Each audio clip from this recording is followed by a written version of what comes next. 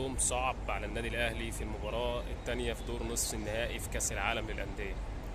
الموضوع ده عامل ضجة جامدة جدا في العالم، لأن الأهلي قدم مباراة كبيرة في الافتتاحية بتاعته أمام الاتحاد السعودي، وإن شاء الله يستمر. ولكن في خوف من شوية حاجات كده عايز أقول لكم عليها.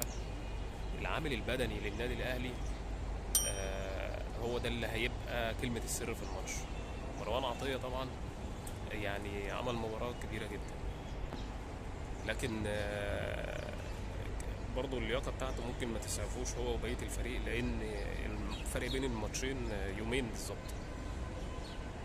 بس عايز أذكركم كده بالصلاة على النبي عليه الصلاة والسلام. اللهم صل وسلم وبارك عليك يا سيدي يا حبيبي رسول الله. واشتركوا في القناة لو انتوا لسه مش مشتركين، وفعلوا الجرس على الكل عشان يوصلكم كل جديد على قناة باكورد مع أحمد اللفندي. الحقيقة بس عندي كمان عايز اقول موضوع كهربا، الحمد لله اصابته خفيفه، وتم العلاج بتاعه بشكل مكثف، وتنشيط يعني العلاج بتاعه بقى مكثف بطريقه عشان هو ما انت ما عندكش مهاجم. يعني حتى صلاح محسن مش هيعتمد عليه، ممكن الا جزء في المباراه اعتقد يعني ده، لانه مش هيقدر يعتمد على كله. ومودست طبعا الحاج طرد، فالموضوع هيبقى صعب جدا على الاهلي، ولكن بالتركيز وبالروح وبالقتال تقدر تعدي المباراة دي. بعد كده يحلها ربنا بقى ان شاء الله.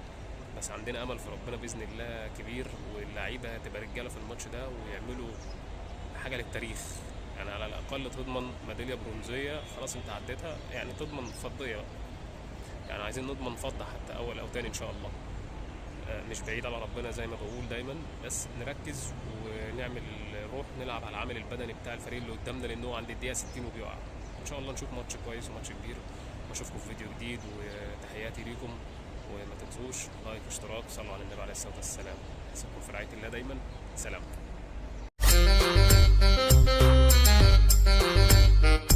Backward.